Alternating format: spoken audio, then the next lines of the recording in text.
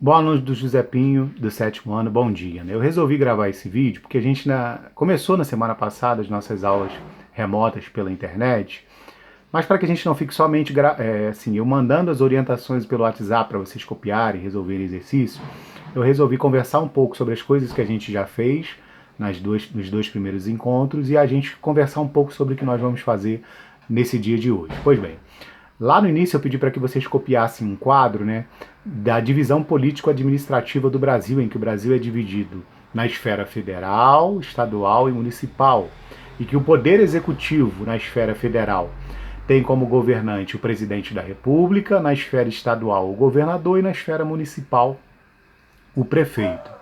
Na coluna do meio, né, para quem copiou em colunas, né, ficava o poder legislativo, que na esfera federal tem como representantes o Congresso Nacional, deputados federais e senadores, na esfera estadual, os deputados estaduais e na esfera municipal, os vereadores, né? Aí, por último, na terceira coluna, nós tínhamos o poder judiciário, que na esfera federal é representado pelos juízes, pela Corte Federal, na esfera estadual, pelas comarcas estaduais, pelos tribunais regionais eleitorais, pelos tribunais de justiça, e na esfera municipal, no quadro não aparecia para vocês, mas eu já digo e acrescento para vocês que nós temos as comarcas, os fóruns. A cidade de Cordeiro tem um fórum ali no centro, em Cantagalo também, em Friburgo também.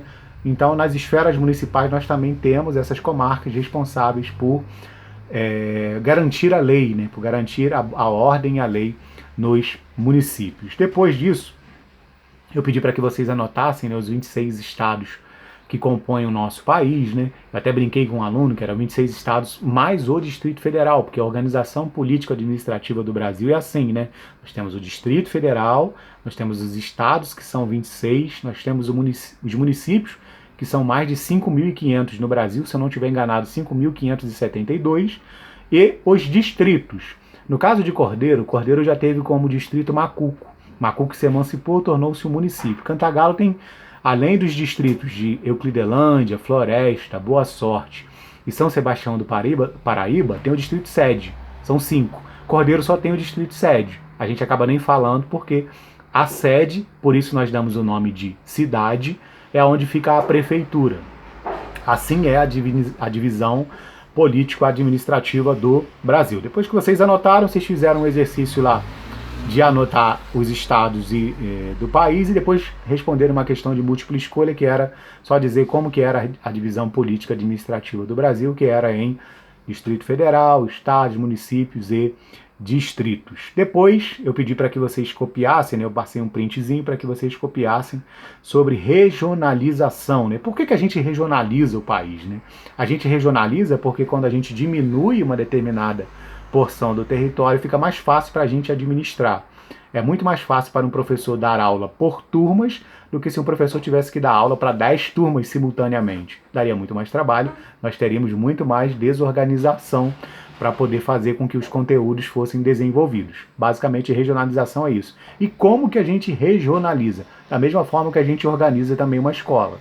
Por níveis de aprendizagem, são as escolas, né? 7º ano, a gente depois que é aprovado vai para o 8º ano e assim sucessivamente. No caso das regiões político-administrativas, o IBGE, que é o Instituto Brasileiro de Geografia e Estatística, organizou os estados segundo as suas características naturais, principalmente. Então a região sul, por exemplo, que é a região de clima subtropical, temperado frio, ficou toda agrupada numa mesma região, Paraná, Santa Catarina, Rio Grande do Sul. Clima frio, também é uma região colonizada por europeus como italianos, ucranianos, alemães e de outras nacionalidades. Então, pelas características culturais e pela característica climática de frio, essa região ficou agrupada dessa maneira como região sul. Já o sudeste, a região mais desenvolvida do Brasil, que tem o maior nível de industrialização, é a que já teve a capital federal, por isso a região sudeste foi agrupada nesses 4 estados, por serem os estados mais ricos do país. A região norte, por exemplo, foi agrupada por conta da floresta amazônica, por isso que normalmente a região norte a gente pinta de verde, simbolizando que lá é a região que tem a maior quantidade de florestas do país. O IBGE fez essa classificação então em 5 regiões: Norte, Nordeste, Centro-Oeste, Sudeste e Sul. Nós estamos no Sudeste, o estado do Rio de Janeiro. Mas essa não é a única forma de regionalizar o Brasil. O Brasil também pode ser regionalizado de outras formas. Um geógrafo chamado Pedro Geiger dividiu, por exemplo, o Brasil em 3 grandes regiões. Região amazônica, região nordeste e região centro-sul. Qual foi o critério que ele utilizou? Ele utilizou principalmente o critério econômico para poder agrupar essas regiões. Se vocês tiverem oportunidade de pesquisar, eu vou colocar no grupo durante a aula, vou fazer o print lá de como funciona essa região centro-sul, vocês vão observar que ela não obedece os limites territoriais dos estados. Existem estados que ficam, por exemplo, em 3 regiões ao mesmo tempo, como é o caso do Tocantins. O Tocantins fica, a pontinha do sul do Tocantins pega a região centro-sul, a maior parte fica na região amazônica e uma bordinha do extremo leste do Tocantins pega a região nordeste. É só para vocês terem uma noção. O estado de Minas Gerais, por exemplo, que na classificação do IBGE pertence à região sudeste, a pontinha dele lá no extremo norte, na fronteira, na divisa com a Bahia, fica na região nordeste.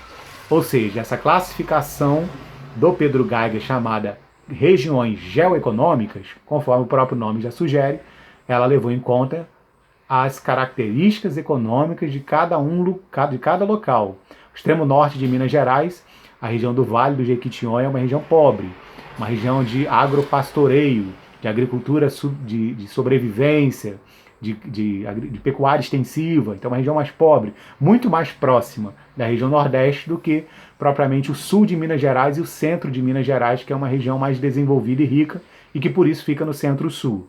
Essa aqui é a ideia.